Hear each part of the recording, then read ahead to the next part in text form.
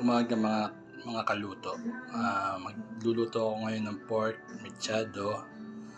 Ito yung pork natin.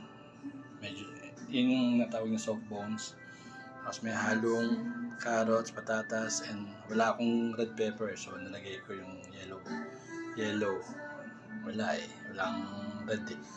Kasi ito tomato sauce, pork cubes, then sibuyas, bawang, kamatis. Ayan, simulan na natin ang pagluluto. Sunod, lagay tayo ng mantika dito sa frying pan. Ito. Tama lang.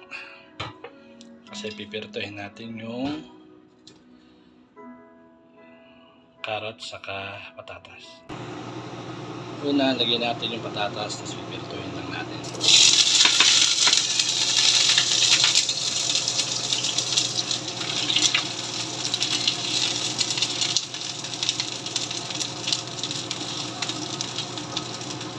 Then, next natin yung carrots.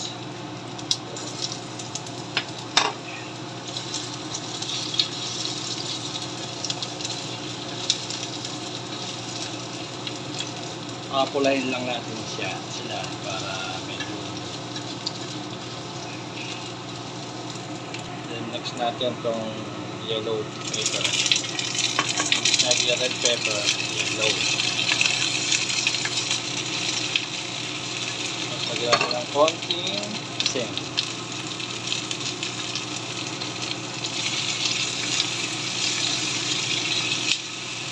Tayin natin kumula yung patatas at yung carrot. Okay. Naamoy ko yung amoy nung pepper. Bango. Yun, magkakapang muna natin. May ilang minutes lang. Tapos tignan natin. Ayan. Medyo maano na yung patatas. Pumupula na.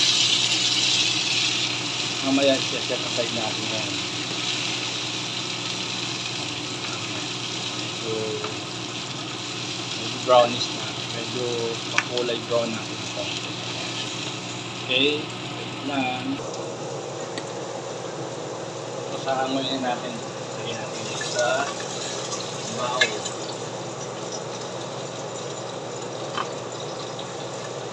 Kasi mapula na siya.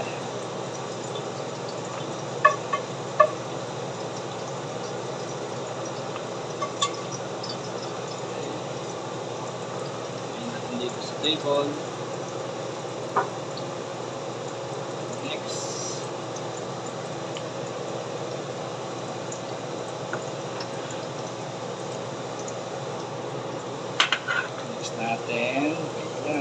Next natin bawang.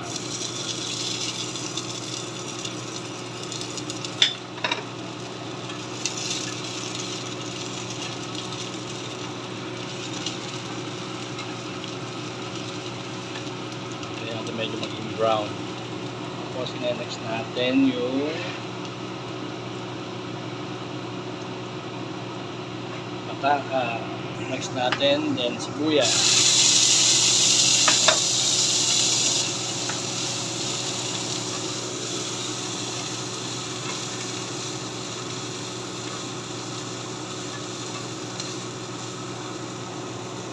After that, kamatis.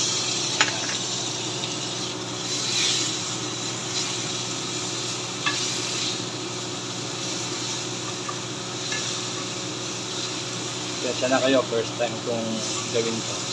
First time kong mag-vlog.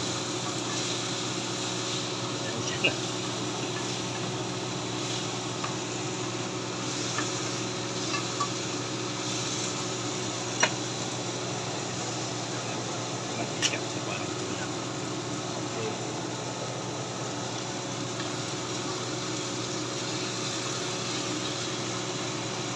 Pa natin. Kaya natin maluto. Ito na yung sinet aside ko na yung pinagbabaran sa pork. Medyo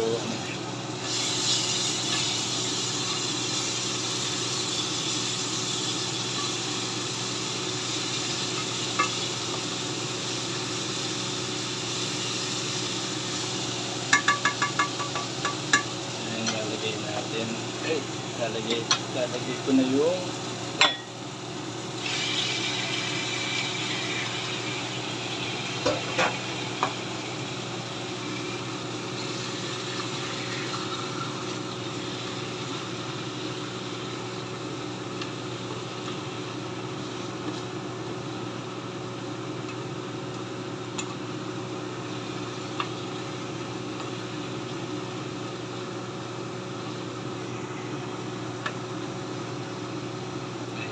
takpan muna natin.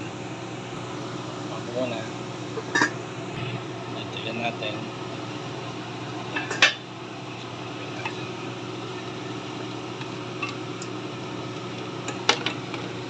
Okay, sorry.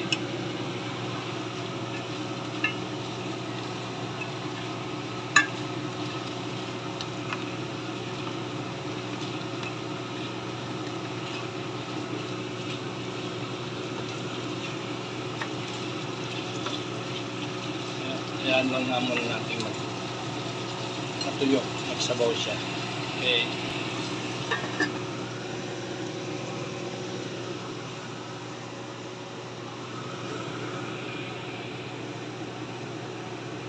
So ito nga pala yung sabaw. Sinet aside ko. Mamaya lalagay natin to. Ito yung pang sabaw natin. Tapos habang nagluluto ako, gagawa ko ng fruit salad. Kasi ito po yung Christmas pa to sayang. Wait lang. Ito natin yan natin. Sabaw na siya.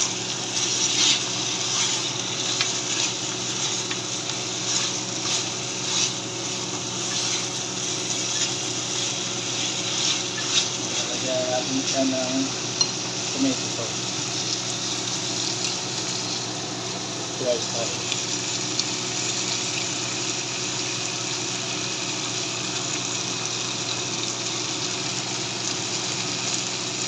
Hindi ko lahat.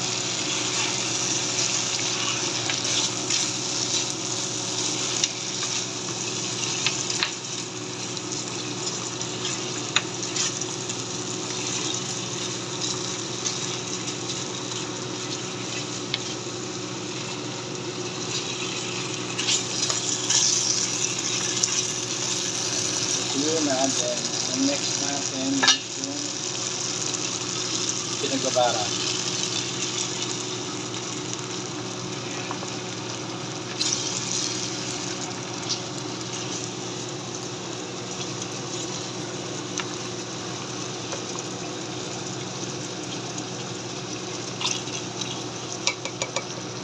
Okay, panulit natin, mahinang apoy.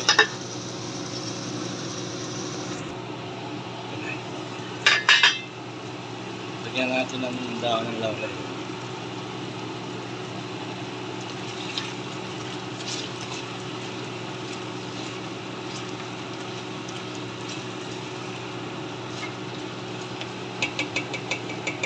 Tapos mag-a-add tayo ng tubig.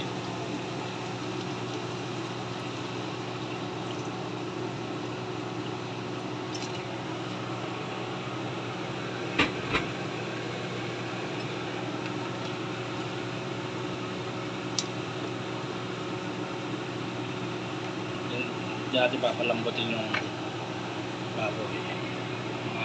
I think siguro mga 15 to 20 minutes. Pamulit natin. Silipin natin. Tapos lalagay ko na yung pork cubes.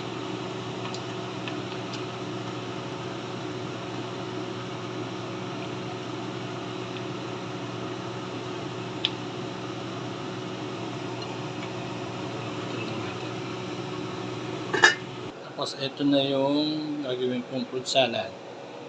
Ito, binuksan ko na. Salin natin.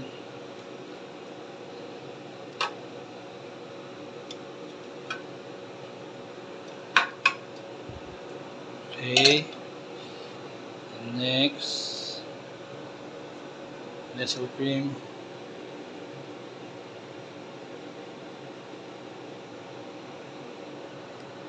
Then, evap.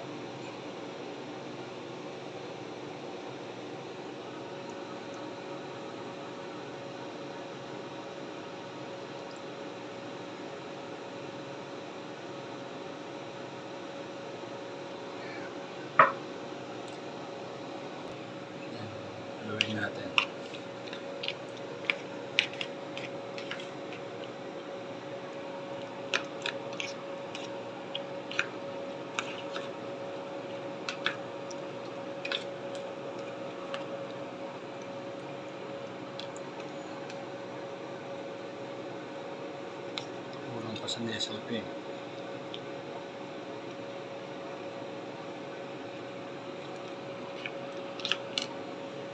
Then, iba. Ito, DIY. Tignan ko lang kung marunong akong gumawa ng salad. Kasi yung huling salad namin, parang nakukulangan ako. Parang puro siya Nestle cream. So, wala, parang hindi siya masabaw. Tapos, tingnan natin ito.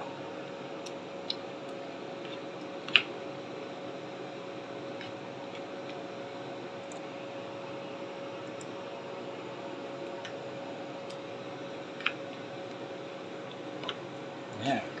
Diba? Medyo okay na.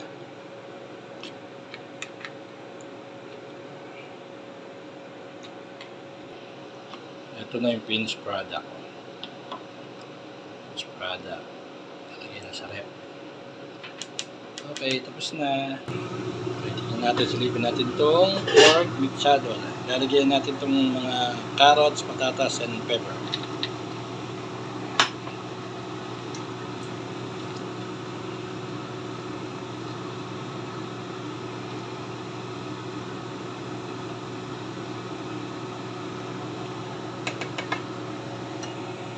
Lagyan pa natin siya ng pepper.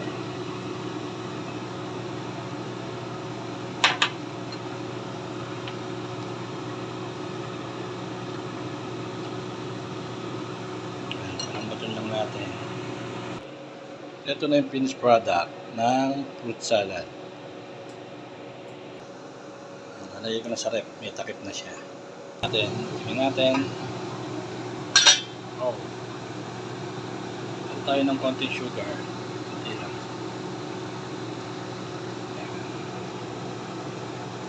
Gawin natin.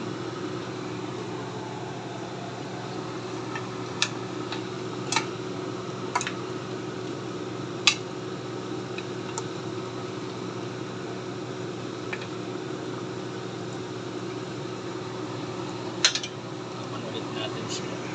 Silipin ulit natin ang pork mixado.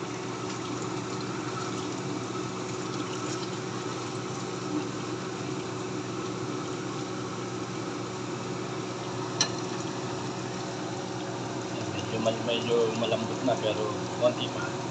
Okay, panulit natin. So, ito yung final look. Ito na siya. Malambot na siya.